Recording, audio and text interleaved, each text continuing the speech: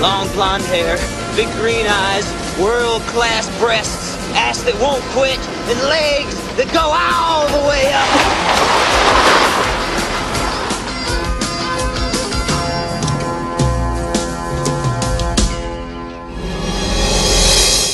Tremors. A film that, in my youth, terrified me. In fact, the first time I ever saw it, I can remember, and it terrified the hell out of me. And as I've grown older, I've learned to appreciate just how damn funny the film is, and today it is the film that, no matter what, no matter when I watch it, it can always make me laugh. Now I know, when you saw the title for this video, the first thought that entered your head should have been, "Get a haircut, you hippie!" Well, yeah, I guess. But then your second thought should have been, Ha ha ha! You should change your name to Welshy. No, why would I change my name? That's stupid. Especially to that. The only time I'll ever consider changing my name is if Welshy the DJ, the inferior Welshy who none of you have ever heard of, contacts me and attempts to sue me. In which case I'll make a wiki page about him and tell the truth, the whole truth, and nothing but the truth until he stops talking about me and moves on and does other things. Saddle! I've lost my train of thought. Oh yeah, Tremors. Tremors. Tremors. So the first thought that should have entered your head when you saw the title for this video should have been, how can you review Tremors? It's an awesome movie. And you're right. It is. It's also one of my favourite movies ever. Don't you know how this show works yet? Look, if I wanted to get under people's skin, I could have said something really controversial, like Big Trouble in Little China is absolute shit. That's a lie. Big Trouble in Little China is awesome. I just like pissing Spoonie off. And ripping off Sad Panda. Hey, I work with that guy with the glasses. I'm contractually obligated to steal other people's ideas and milk old ideas until they're dead. Now, like I said, I feel no shame in saying that the very first time I saw Tremors, it scared me. Now, don't get me wrong, I laughed at certain moments. But there were other moments that, yeah, frightened me and made me jump. Ah, Jesus! Don't look at me like that. I was 8. And there was a time when scared the hell out of me too. But as I got older, I really learned to appreciate just how damn funny the film is. It balances comedy and horror perfectly, and this is due to not only a great script, but also a great cast. Hello? Hello, this is a British person. Oh, right. What do you want? Well, I heard you were reviewing Tremors, and, well, because I reviewed Tremors 3, I thought it'd be a good idea to do a crossover. You mean like the Halloween 2 review? You know, where I recorded over 20 minutes of footage, and all you used was me screaming. Well? Well, I'm not used to these fourth wall-breaking conversations. What fourth wall-breaking conversation? Well, implying that you recorded footage and then sent it to me. And we're not actually having this conversation at this exact moment. It's just been all edited together.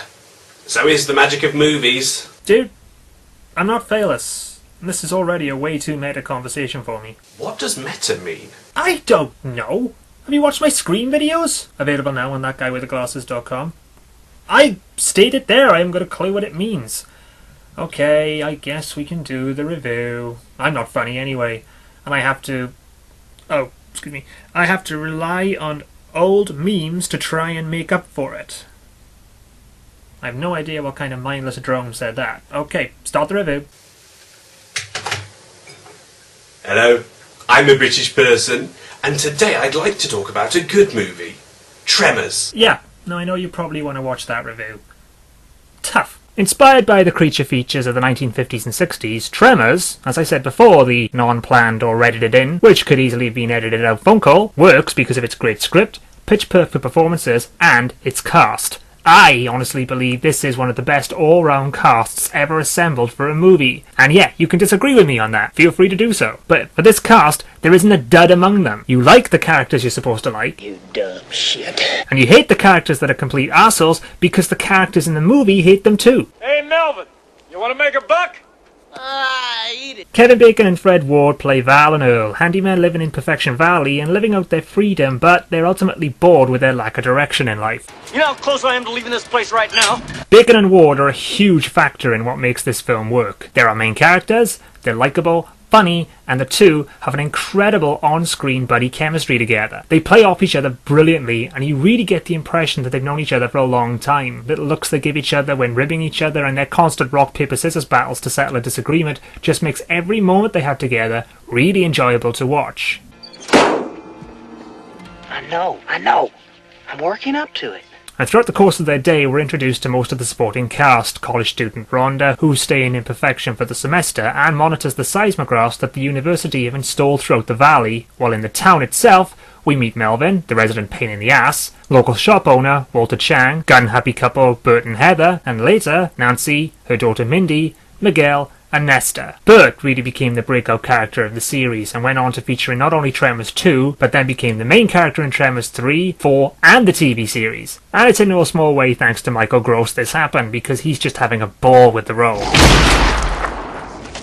Bert, cut it out! I think I scared him. The first half of the film is almost a horror mystery as the worms are slowly introduced and make their way towards the town as the direction just teases the audience as to what they are and what they look like. We get little hints about them from their first appearance, which is almost entirely a point of view shot, which shows they move under the ground, and there it's just simple teases before the official reveal about halfway through the movie. The plot is set in motion on the day Val and Earl decide to leave Perfection Valley. Why is it always on the last day?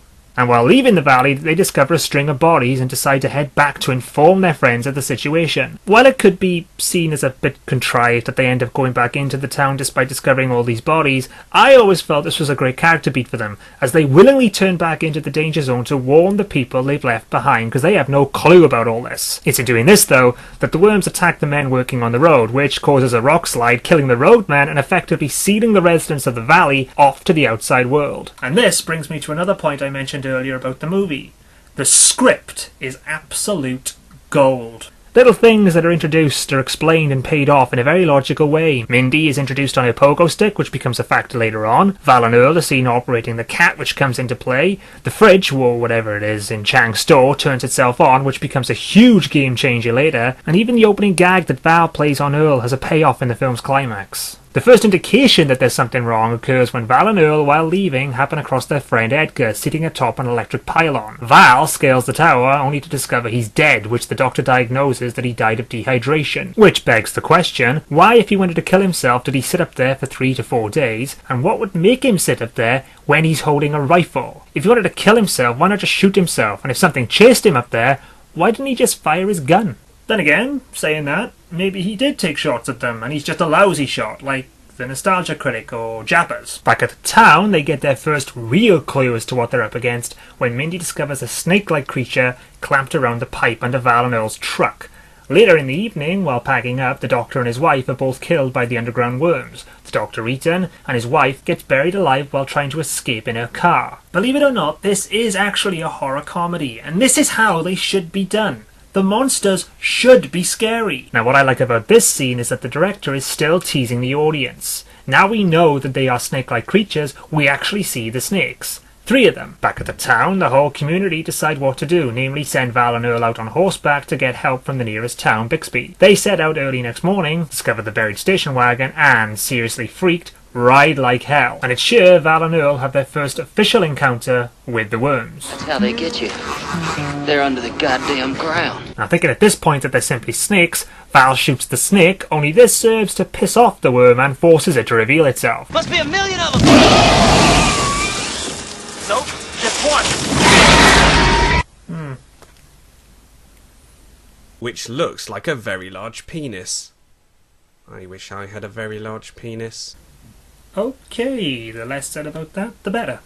Val and Earl do the only thing they can do, and that's run, with the worm following, moving so fast that it blasts into a concrete wall, which kills it stone dead. We killed it. Fuck you! This is one of those sequences I can remember laughing out loud at when I watched this for the first time. It manages to balance the tension, the horror, and the humour perfectly. With the worm's dead body on display, the group were able to discover some things about it, namely that it doesn't have eyes, its size, and how it moves through the sand. And with the results of the seismic readings, Rhonda concludes that there are actually 3 more worms out there, and heading back to her truck, a worm approaches and forces them to seek refuge on a nearby rock. Unable to reach her truck, they decide to sit it out and wait for the worm to move on. They sit for a long time, bouncing around ideas of where the worms actually come from. I vote for outer space. No way these are local boys. and discover that their little friend is still lurking around the rocks. Again, this is a great scene because it manages to pay off the previous scene like Edgar's death, and through natural storytelling reveals new information about the worms. Namely, in this instance, it's simply sitting there and listening. That means we're stuck. That pisses me off. The next morning, through small hints of romance, old Stumpy, as Val nicknames him, is still around, Doesn't he have a home to go to? and while the guys play who has the bigger penis, We're gonna have to come up with some sort of plan. He's just gonna wait us to death. Yeah, well, I was Why don't we thinking just if make a run for it? We outran him yesterday. Rhonda asks the simple question, You guys know how to pole vault! oh, clearly does.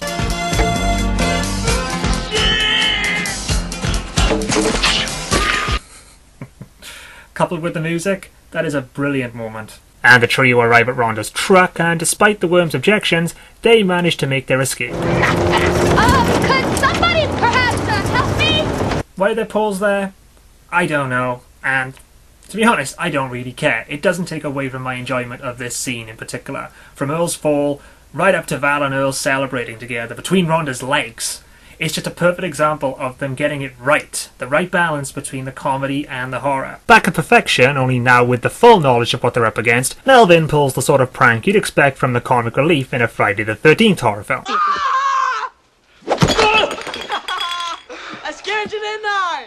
But unlike those horror films where the other characters just seem to go with it, these characters get legit pissed about it. And I like that. I've never understood in horror films when a character does something completely stupid and expects his friends to laugh. Another prank, though, signals the arrival of the worms, and through Val saving Mindy, another worm puts in an appearance. Melvin seeks refuge in a shack, Nesta his trailer, Mindy and Nancy in their house, while Val, Earl, Rhonda, Miguel and Walter seek refuge in the store, trying to keep as quiet as possible. This is all for nothing, though, when Walter's fridge starts up, which causes one worm to break through the floor and eat Walter.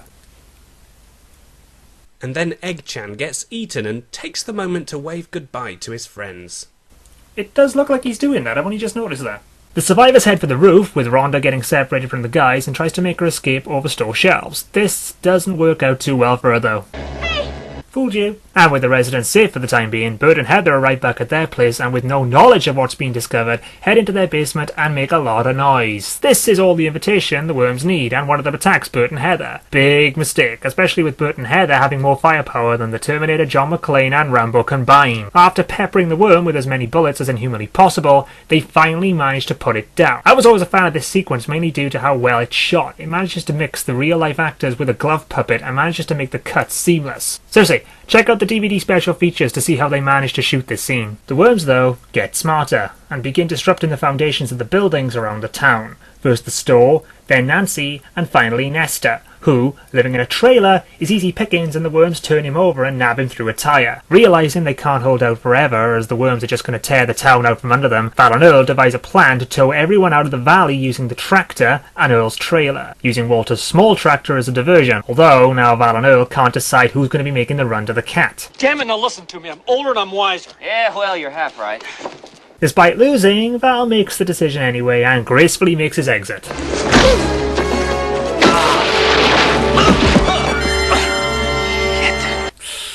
Ooh, could have been worse, I suppose. This is the day that you will always remember as the day that you...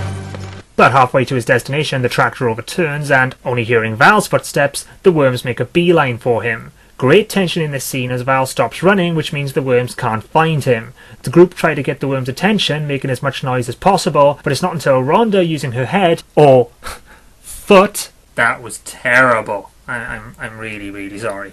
Knocks out a pipe which causes water to drain from the tower, which draws the worms away and allows Val to hook up the cat and trailer and gather up the residents, making a final stop at Bert and Heather's, who are busy making some homemade bombs. Leaving perfection and heading towards the mountains, the worms pull another swerve and dig a trap, which causes the cat to tip over, and the worms start to bury the trailer. Using Bert's new bombs to put the fear of God into them, they steal their chance and seek refuge on some nearby rocks, only now they're completely trapped, which leads to the typical moment in any movie where everything seems lost, tempers flare, and the characters are at their lowest ebb. Just back off! Don't goddamn push me! Yeah, this is a scene you'll see in many films, but again, thanks to the cast performance, it doesn't feel contrived or out of place. These are people who have just had victory snatched from them, and now they feel totally at a loss and they don't know what to do. The natural reaction is to lash out. All is not lost though, as the group decide to go fishing, with a rope and one of Bert's bombs. which the worm chugs down and explodes in a big ball of bloody orange goodness. Bloody goodness, which happens to shower all over our heroes. And with one worm left, old Stumpy himself, they employ the same trick and go fishing for Stumpy.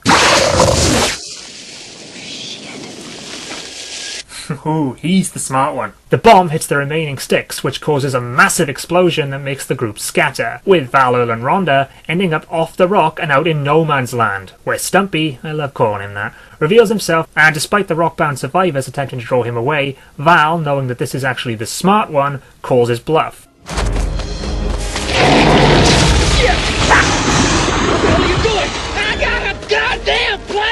And a really nice callback to the opening scene's gag of the stampede, Val throws the bomb behind the worm, which explodes and puts the worm into warp speed, sending it through the cliff face and down onto the rocks below, where it explodes into another ball of orange goodness. The final worm dead, Val and Earl leave perfection, Val and Rhonda end up together, happy endings all around. And that's Tremors. It's an incredibly fun horror comedy that manages the perfect balance between the two genres. Bacon and Ward are gold in their roles, and every character has a great moment and is used well. I highly recommend you check this out. And its sequel, Tremors 2, is well worth a watch as well.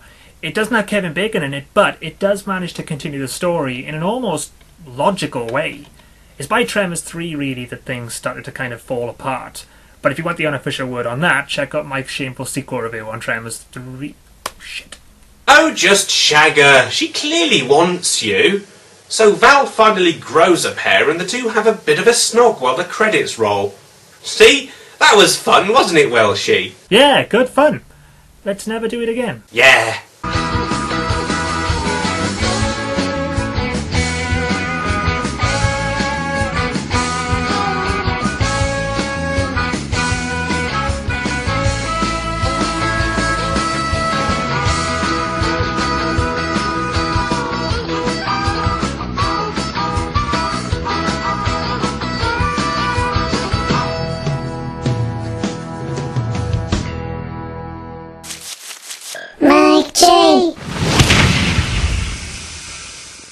Say happy. Happy.